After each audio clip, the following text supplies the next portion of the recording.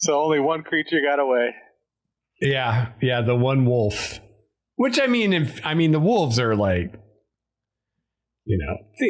they didn't have a choice in the matter. They're just slaves to the goblins. They're not evil. Maybe you'll find a good life later. Idunn took like all. Maybe he'll bleed out. I'm ready for a nap. Who's ready for a nap? I feel great. No problems. You know what? I'm ready to Take him on again. He shot me with an arrow. He was trying to kill me.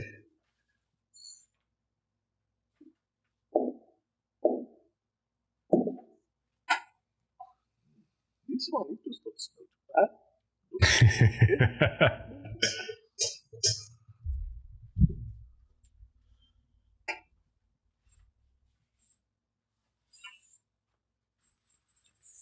So Manicore steaks, anyone?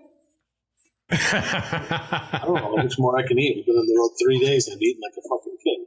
The other white meat, Manticore. Manticore, it's what's for dinner. You know, Timothy, you need some help around the camp, yes? Maybe someone to help boost you and the horses?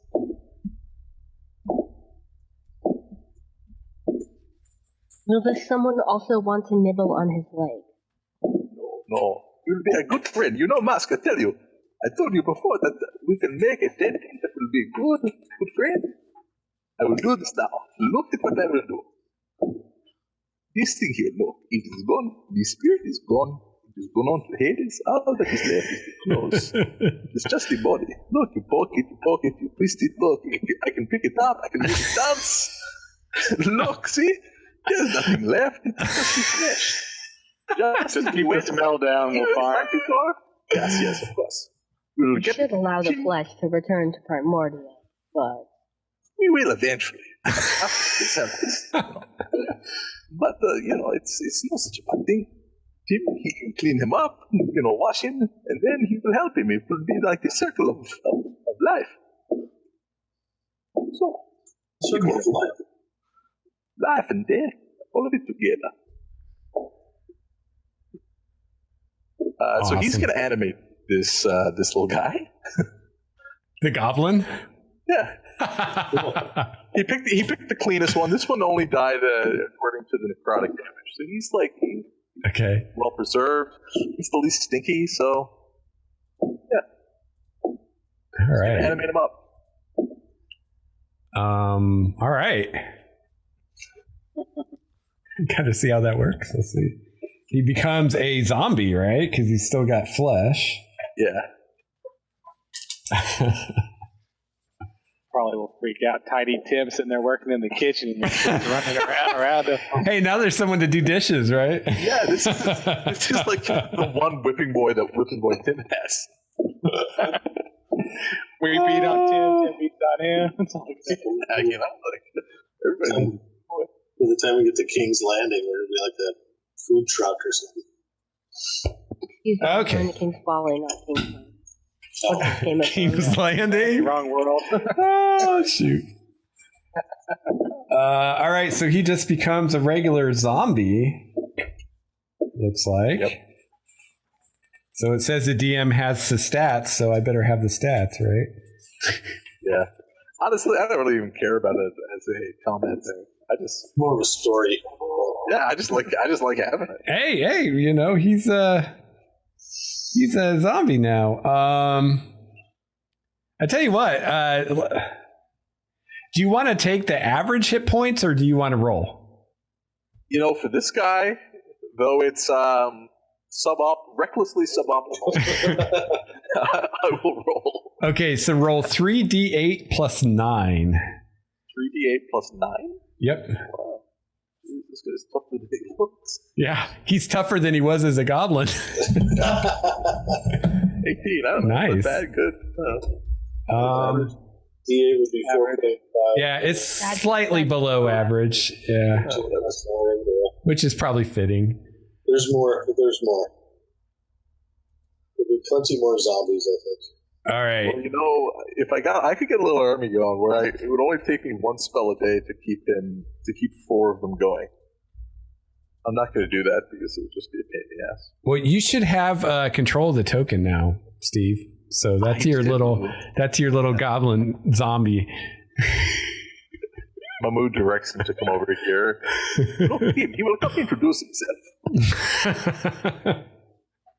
He will help you out. Look, all you have to do, tell me what you want him to do. I will get him to do it. He can help you lift up, to take care of the horses, to do your job, which you have not been doing so far. But no more excuses, Tim. Now, with the help of this thing... And it could protect him in combat. Yes, he will stand next to you, and if anything comes after you, I will tell him, God, Tim, do not let him die because he takes care of your horses. Do not worry, Tim. If you want to die, you just tell me, and we will put him elsewhere. That's awesome. And then we strap up Tim right next to him. Yeah. I feel like we like They're riding on the same horse together. Tim's up front, the zombie's got his arms around him. So, do we name the zombie Tom then? Tom. Yeah, sure. Mahmoud wouldn't name him because that seems crass to him. That's where he draws the line.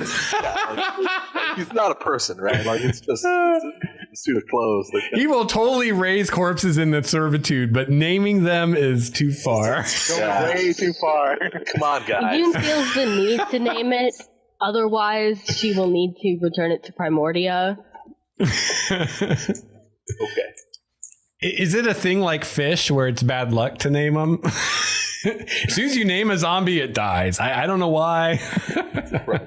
You know, spiritual weapon's probably a good spell, but I'm getting rid of that in favor the next morning. I'm going to get gentle repose because I need to keep this guy in In good condition. Working condition. Keep him fresh. You know, like mechanically, that's a horrible decision, but it's all. Are you gonna? Those even actually work on raised ones? I don't know. I think so. Let's see. Let's see what it says. Are you gonna keep him around, Steve? Because if you are, I'll give you like his combat stats. Sure. Yeah, I can make a couple of like quick macros. I would imagine no, because it can't become undead if you cast Gentle Repose. You just need formaldehyde. Or let's just salt them up, you know, like we got some salt stored. Rub salt all over him. Yeah. That's Tiny Tim's If only job we had an every morning. arcane caster who could cast Prestidigitation. just salt down the zombie yet, Tim? Get to work. Oh god. You gotta get in there. You gotta get in the cracks. Yeah, I think I agree with cavity search. Get all up in there. I think I agree with Chrissy's reasoning. I just looked at the spell. It doesn't say that it doesn't work, but it does say that it prevents you from raising them. And just I like the flavor of it slowly rotting. Right. All right. Well, Tim's gonna have to salt him up every morning, like take care of him. You know, like it's kind of like this is his pet. You know, and he's like we're trusting him with Tom, so that he can prove his responsibilities. Just remember, Tim, a zombie is better than you. It's tougher than you. It's more reliable than you. And he doesn't need to sleep. Doesn't need to sleep. It's even got a better vowel in the middle of its name. Yes. Never poops. I said poop. He might have pooped initially when he died. So there might be that smell. He'll have to clean that up for sure.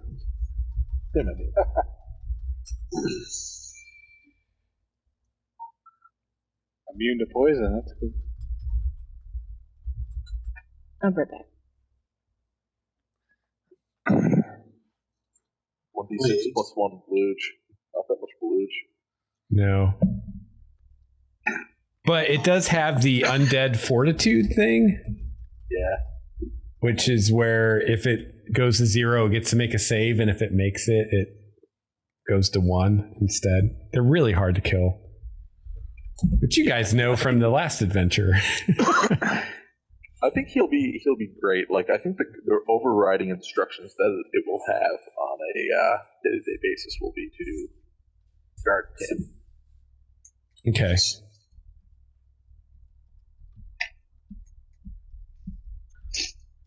I mean, that's one of my 2, 3 third level spell slots every day, but I feel like it's worth it. Cool. I dig it. No, Tom, stop trying to eat Tim's brain. Brain. Bad. You do not do this.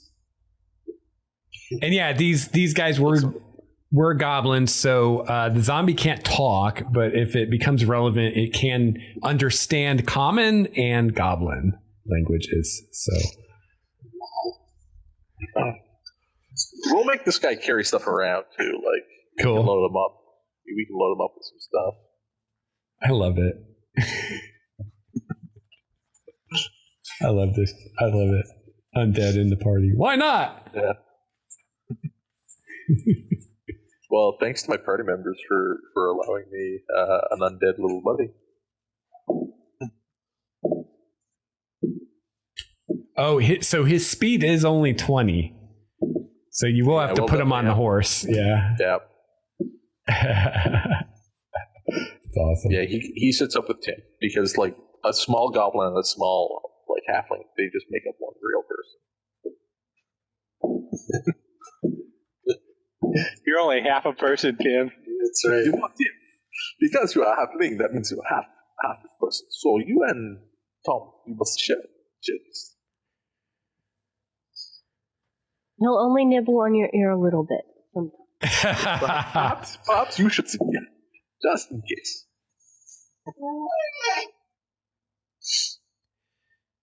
So we're not going to have enough time to do another encounter. So I'll wrap it up there. If Nathan is here next week, we'll figure out like how to work him in. I'm fine with the idea that he was passed out on a horse or something, if that's what we end up doing.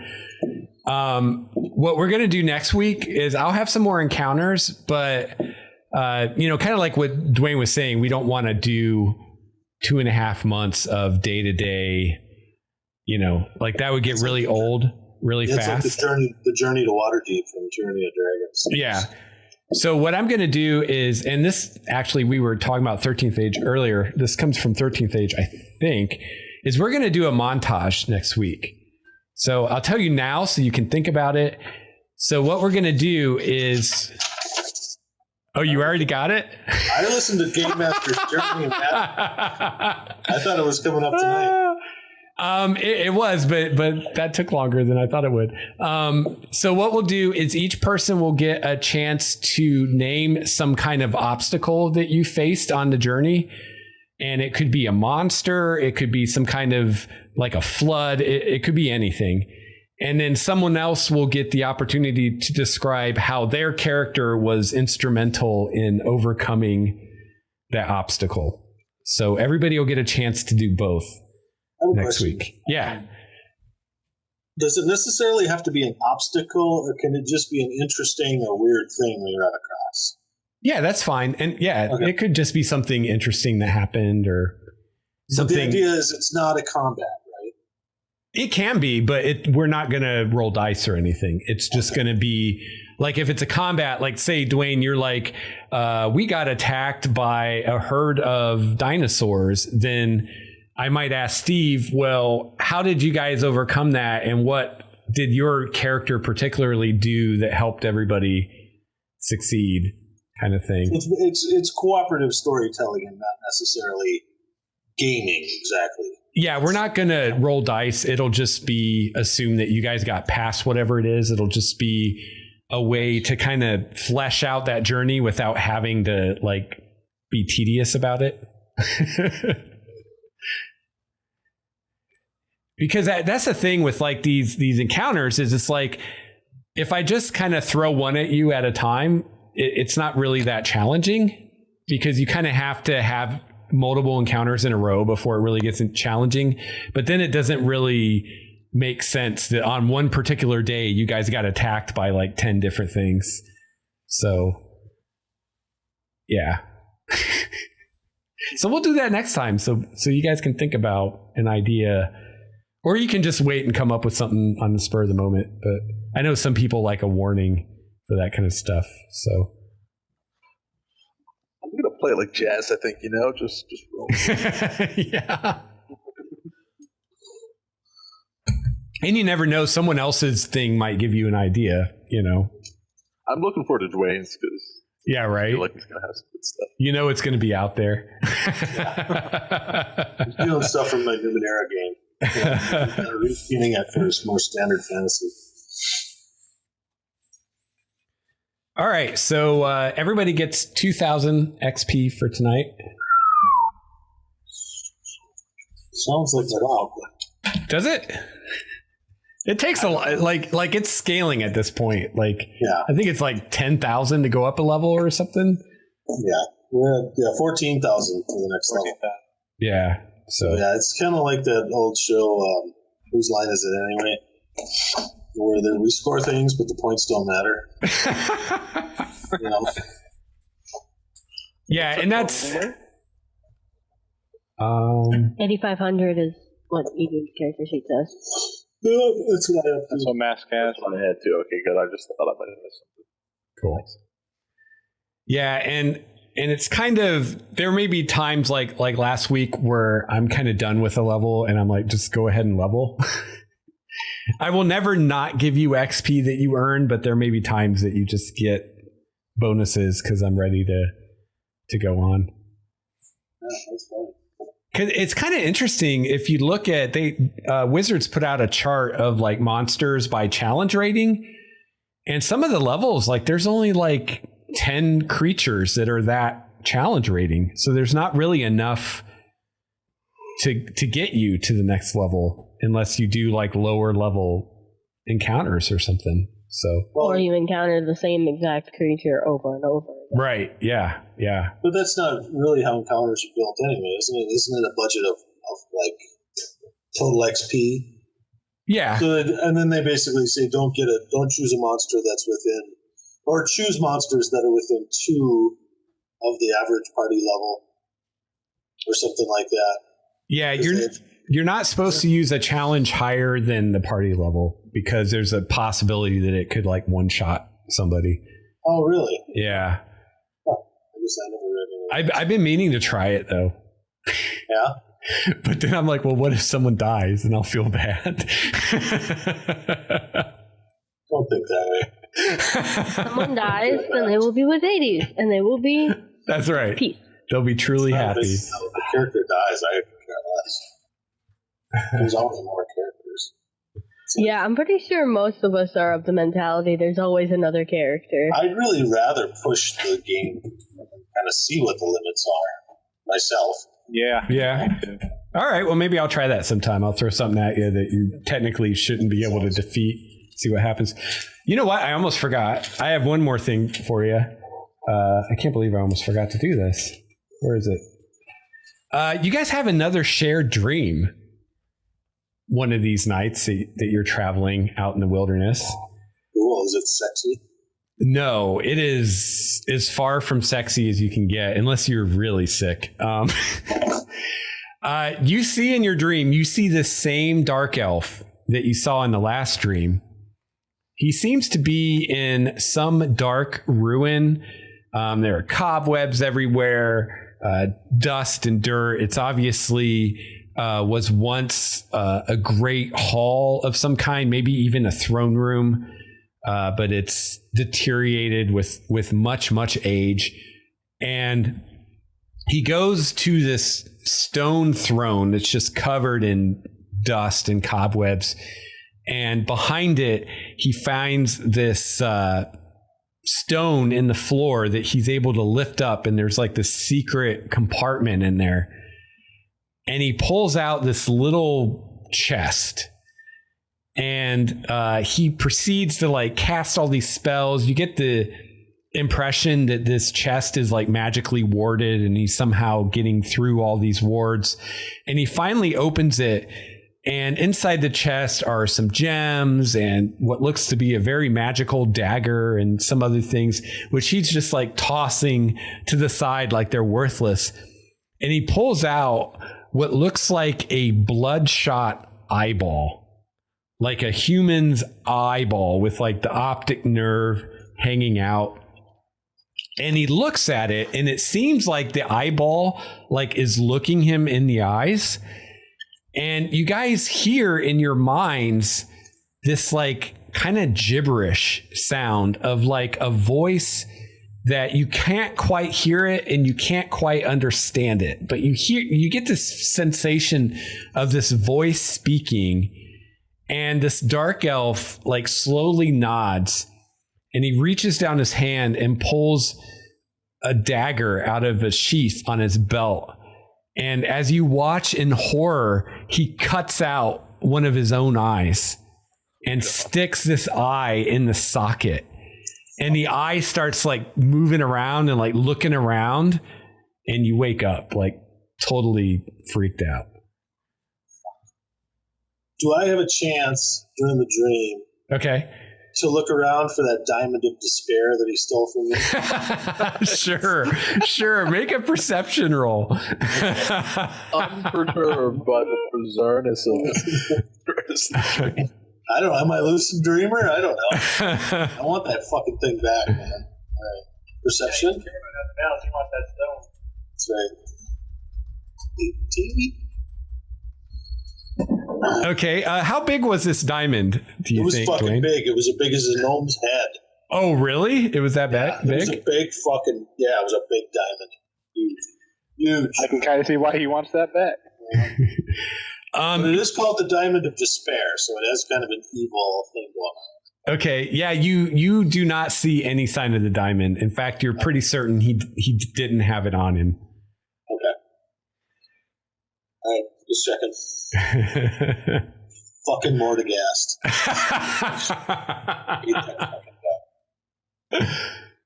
Oh, I can't believe I almost forgot to do that. I would have been so mad at myself if I forgot. It'd set us back a whole week. Done it at the beginning of next week. Too. Yeah. Yeah, but I got a different one for next week. I'm dreaming. Lucid Matt dreams. still wakes up and plays off that he's not having dreams. Nice. No, I start to wonder why we have these dreams. Like, why are these men? Like, who is this? Why? It's to keep your hate pure. It is to show you why you must be a beacon of hope. It's to keep your hate sharp like a diamond. You know, I'm not sure in which camp I fall. I mean, Klatu, he likes to kill things, and I like that. But Idunn, she likes the gods. That's so good too. Did you say she likes the goats? Well, maybe that too. That's not what I said. The gods. Oh, the gods. I thought you said goats. What is it about my accent? You do not understand. See, that's why so many people think Mahmoud's land, they're savages, because they all think they worship goats. No, they worship gods, not goats. It's all just linguistics, Yeah, right. Around the accent. Oh, that's hilarious.